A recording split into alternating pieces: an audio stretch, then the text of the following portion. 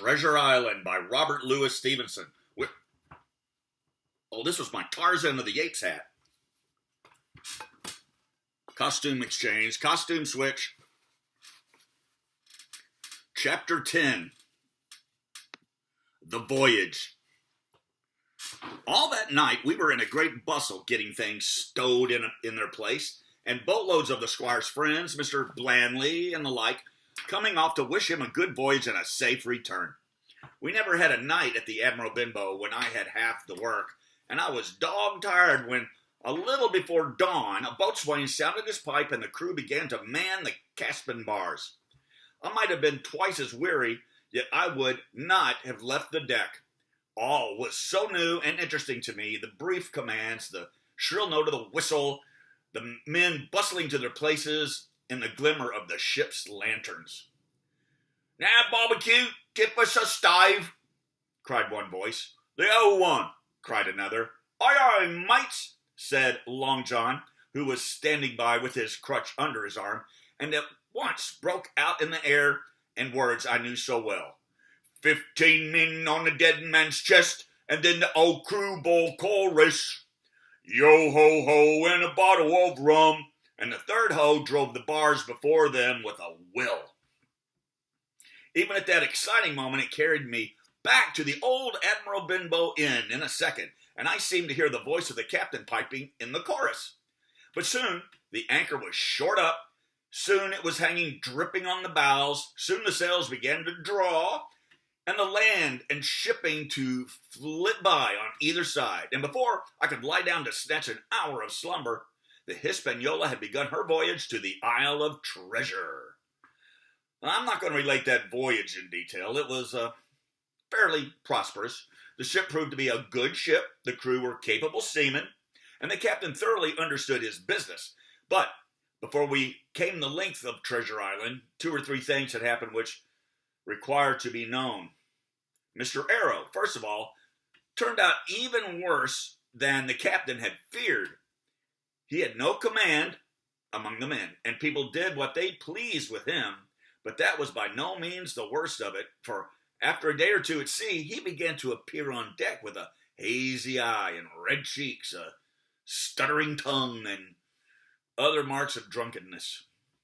Time after time, he was ordered below in disgrace. Sometimes he fell and cut himself. Sometimes he lay all day long in his little bunk at one side of the companion. Sometimes for a day or two, he would be almost sober and attend to his work, at least passably. In the meantime, we could never make out where he got the drink. That was the ship's mystery.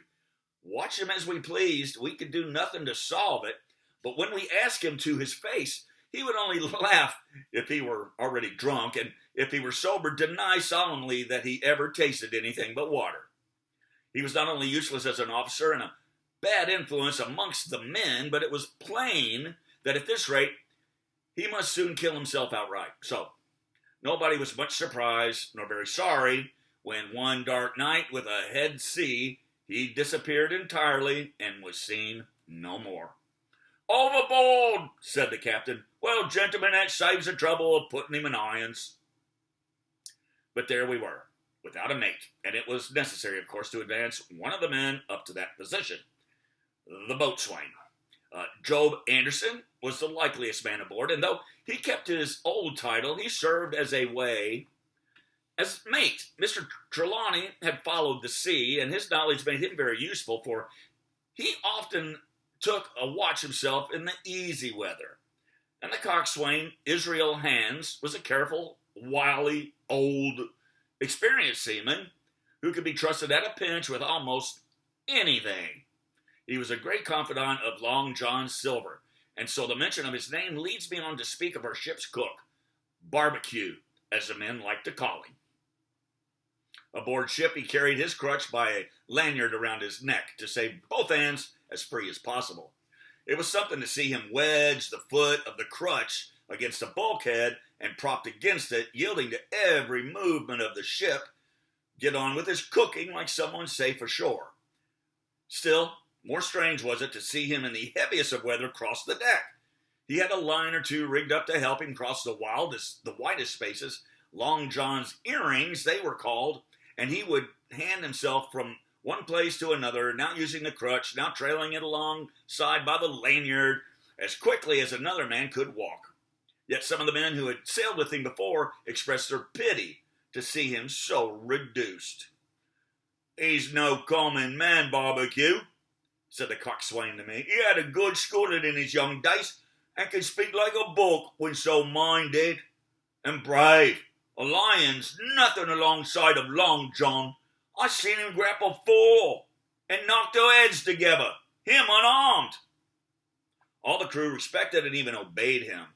He had a way of talking to each and doing everybody some particular service. To me, he was unweariedly kind and always glad to see me in the galley, which he kept as clean as a new pin, and dishes hanging up burnished, and his parrot in a cage in one corner.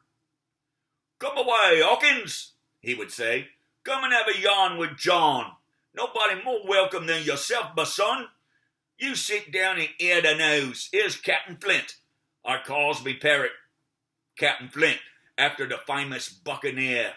Here's Captain Flint, predicting success to old Voyage. Was he your captain?" And the parrot would say with great rapidity, "Pieces of white, pieces of white, pieces of white," till you wondered that it was not out of breath, or till John threw his handkerchief over the cage. "Now that bird," he would say, "is maybe 200 years old, Hawkins. They live forever, mostly. And if anybody see more wickedness, it must be the devil himself. She sailed with England, the great Captain England, the pirate. She's been at Madagascar and at Malabar and at Suriname and Providence and Portobello. She was in the fishing up of the wrecked plate ships, and there she learned pieces of white, and little wonder, 350,000 of them, Hawkins. She was at the boarding of the Viceroy of the Indies, out of Goa, she was, and to look at her you would think she was a baby. But you smelt powder, didn't you, Captain?" "Stand by and go about," the parrot would scream. "Ah, she's a handsome craft, she is," the cook would say, and give her sugar from his pocket. And then the bird would peck at the bars and swear straight on, passing belief for wickedness. "There," John would add, "you can't touch pitch and not be muck, lad. Here's the poor old innocent bird of mine, swearing blue fire, and none the wiser. You may lay to that." She would swear the same in a manner as speaking before a chaplain. And John would touch his forelock with a solemn way that he had that made me think he was the best of men. In the meantime, the squire and Captain Smollett were still on pretty distant terms with one another. The squire made no bones about the matter. He despised the captain. The captain, on his part, never spoke, but when he was spoken to, and then sharp, short, and dry, and not a word wasted. He owned when driven into a corner, and he seemed to have been wrong about the crew. Some of them were as brisk as he wanted to see, and all behaved fairly well. For the ship, he had taken a downright fancy to her. "She'll lie a point nearer the wind than a man has a right to expect of his own married wife, sir. But," he would add, "all I say is, we're not home again, and I don't like the cruise." The squire, at this, would turn away and march up and down the deck, chin in the air. "A trifle more of that, man," he would say, "and I shall explode." We had some heavy weather, which only proved the qualities of the Hispaniola. Every man on board seemed well content, and they must have been hard to please if they had been otherwise, for it is my belief that there was never a ship's company so spoiled since Noah put to sea. Double grog was going on in the least excuse. There was duff on odd days, for instance. If the squire heard it was any man's birthday, and always a barrel of apples standing broached in the waist for anyone to help himself that had a fancy to apples. "Never no good come from it yet," the captain said to Dr. Livesey. "Spoil forecastle hands, make devils, that's my belief." but good did come of the apple barrel, as you shall hear. For if it had not been for that, we should have had no note of warning, and might all have perished by the hand of treachery. Well, this is how it all came about. We had run up the trades to get to the wind of the island we were after. I'm not allowed to be more plain. And now we were running down for it with a bright lookout day and night. It was about the last day of our outward voyage by the largest computation. Sometime that night, or at least before noon of the morrow, we should sight the treasure island.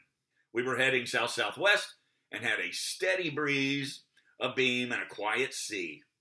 The Hispaniola rolled steadily, dipping her bowsprit now and then with a whiff of spray, always drawing alow and aloft. Everyone was in the bravest spirits because we were now so near an end of the first part of our adventure. Now, just after sundown, when all my work was over and I was on my way to the berth, it occurred to me that I should like an apple. I ran on deck. The watch was all forward looking out for the island. The man at the helm was watching the luft of the sail and whistling away gently to himself. And that was the only sound, excepting the swish of the sea against the bows and around the sides of the ship. In I got bodily into the apple barrel and found there was scarcely an apple left. But sitting down there in the dark, what with the sound of the waters and the rocking movement of the ship, I had either fallen asleep or was on the point of doing so when a heavy man sat down with a clash close by. The barrel shook as he leaned his shoulders against it, and I was just about to jump up when the man began to speak. It was Silver's voice, and before I had heard a dozen words, I would not have shown myself for all the world, but lay there, trembling and listening, in the extreme of fear and curiosity. From these dozen words, I understood that the lives of all the honest men aboard depended upon me alone. That's the end of chapter 10. The next one will be what I heard in the apple barrel, in case you're interested in knowing what young John Hawkins had from Long John Silver. I'll see you next chapter. Now get back to work, you swab. Arr.